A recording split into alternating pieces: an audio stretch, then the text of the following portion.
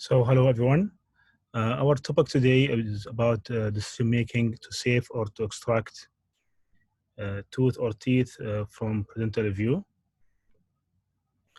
So, basically, if you go back to definition of periodontal disease, it's a chronic condition is damaging to the teeth by bacterial plaque accumulations.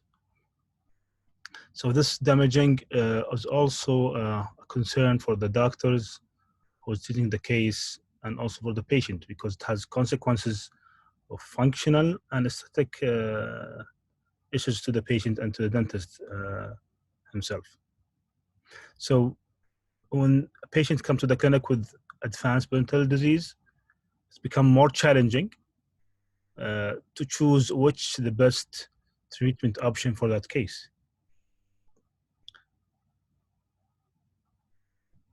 So before you start the treatment or to make decision making in these cases, you have first to identify the cause.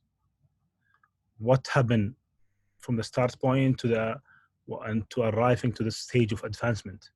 So you have to acquire all the informations from the patient negligence, for example, medical history, uh, uh, home care, uh, accessibility to the dental care, the maintenance during that period.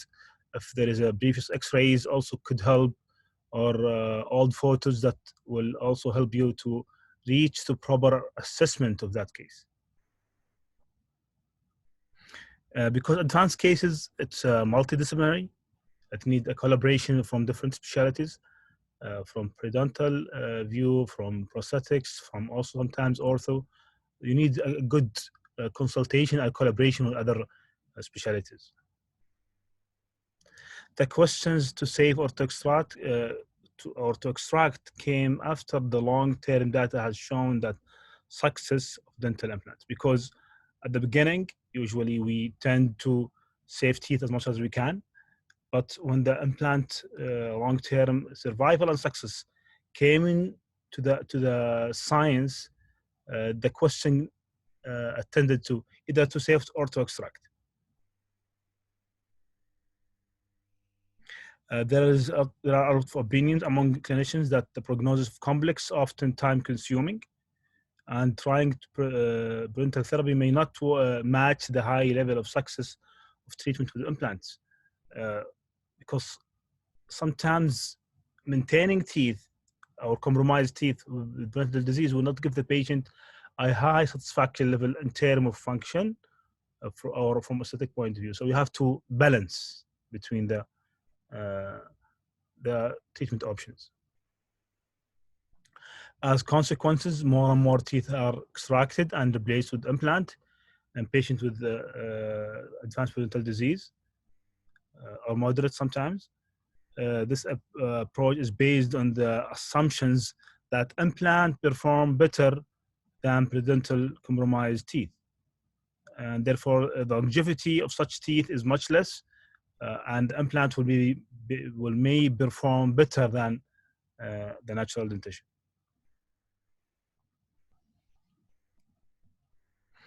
As consequences, teeth that could support fixed bridges with compromised periodontal support has been extracted and replaced with implant. So the shift nowadays in dental practice, or the clinician who's practicing dental implants, is just to extract all compromised teeth periodontially and replace them with implant. Is that true nowadays or no? This is gonna just highlight some point in this presentation.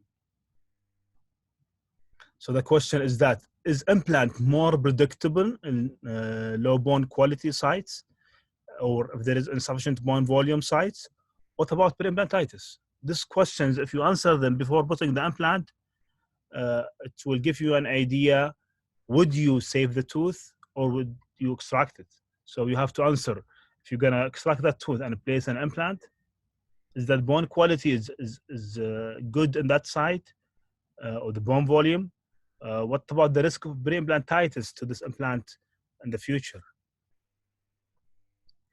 So before treatment, comments, you have to answer the following question. Is parental therapy visible? Would you do parental therapy before starting, then assess the case?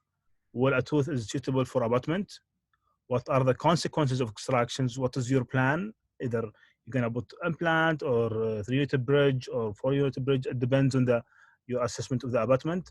Is the patient committed to good oral hygiene and maintenance care with the patient? If you, for example, extract the teeth and put an implant, would he come and maintain the implant, or he will do the negligence as he did for the teeth? So you have to answer this question also. What are the alternative treatment available? Maybe extraction and partial dentures or fixed bridges instead of doing implant. Are technical and financial support obtainable? If the patient is willing to pay for implant, for example, or willing to pay for maintenance therapy, do you have the lab facilities to do major reconstructions? All these questions to be answered before starting any treatment. What about the prognosis? Prediction of probable course, duration, and outcome of disease is based on the general knowledge of the pathogenesis, the disease, which is periodontal disease in this case, the presence of risk factors for that disease. So you have to assess, for example, in the molar area, it's very important to know the root trunk, how far from the forcation area. What about the adjacent teeth, interproximal bone, the amount of keratinized tissue that you have, how much bone is remaining, is the patient diabetic, is he a smoker? What about the home care? The knowledge of the treating dentist of to predict the future of this teeth or implant, for example. So if you look back in the literatures and see the survival of teeth versus implant, usually they are comparable. A natural tooth in the patients affected by periodontitis may have a prognosis comparable to an implant, and the risk for an implant to lose supporting bone seems to be an average as high as that for a tooth. So they are the same. If you put an implant and periodontal compromised teeth, the bone support around the implant usually is the same as natural teeth. The tooth, if the tooth, for example, has a root of 20 millimeter, and most of the implants usually we have about 10 millimeter long roots or roots from implant. Gradual interproximal bone height reduction around natural teeth is 0.1 millimeter per year. So it is in 10 years they will gonna lose 1 millimeter, for example. Corresponding annual bone loss around dental implants after the first year with 1 millimeter bone loss has been reported to be between 0.1 and 0.2 millimeters. So the tooth will have prognosis that is at least as good as, if not even better than implant with normal length if we simplify the assessment to a matter of distance. Also, the recent data indicate that periodontitis susceptible patient may be at risk of developing preimplantitis, which may result in loss of the implant. So this is the question that we're gonna answer. If you're gonna put the implant in periodontitis patients, you're gonna put the implant at risk maybe higher than maintaining the natural dentition, especially if the patient is neglecting and is ignoring the home care and also ignoring the maintenance visits. So this knowledge raises the question not only on the indications for implant treatment, but also on the optimal timing for implant placement in the individual patient. So sometimes we'd like to treat that cases of periodontitis and delaying implant placement until we reach at least advanced age of the patient. So if you can maintain these teeth, for example, it's better to treat them periodontially and delay the extraction until the patient reach, for example, advanced age instead of putting it earlier. So let's say, take this example, for example, if the patient has about 75 remaining parental support and extracted at the age of 30, the implant is likely to survive until 60. So we are giving the implant a 30 years of survival. So if you extract the tooth at the age 30, the implant will live until the 60 years old. And an example, if the tooth would support about 50% bone loss,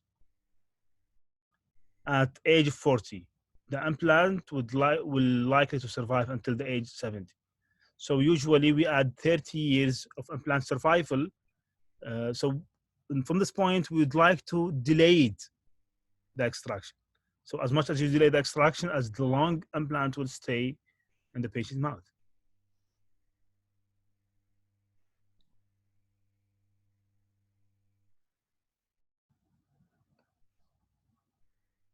So maintenance, as you can see in this chart, is very critical point. So if you don't treat the case, the breakdown, for example, at the age 30, will be high, even with the implant. So maintenance therapy and intervention of periodontal disease at earlier ages will maintain the teeth as long as possible with good prognosis, good maintenance health, good recall visits, good oral hygiene at home. This is will delay the case of extractions.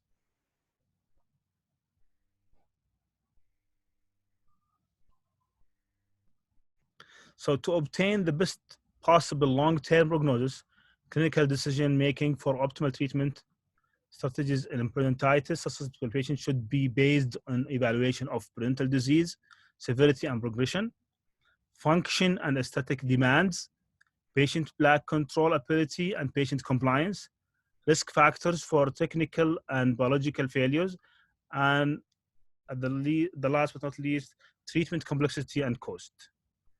So let's see this case, for example. A patient came to the clinic. She was at that time 55 years old, healthy, no medical problem. Treatment was started in 2007.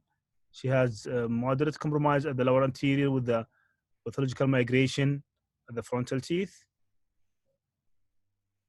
So the treatment decision making was to maintain this teeth, not to extract and put an implant. So at the beginning, we started with the pharyngeal graft for the lower anterior and assisted by ortho treatment using the Invisalign. So this is the progression of the ortho after in 1 year after starting the perio treatment, complete full mouth scaling, pharyngeal graft, implant was placed in some areas, as you can see in tooth number 36 and also 16 received dental implants.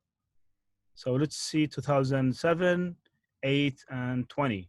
So 13 years later, the dentition is still there. It has been maintained. The patient is coming every 3-4 months for recall. And with this approach, you could maintain teeth and sometimes delayed the need for implant until to the later ages. So this is, you can see the change in the phenotype of the gingival architecture at the frontal teeth. You could see how much thickness now we gain after the pharyngeal graft for the lower anterior. Thank you for listening and wish you the best and stay home, stay safe. Thank you.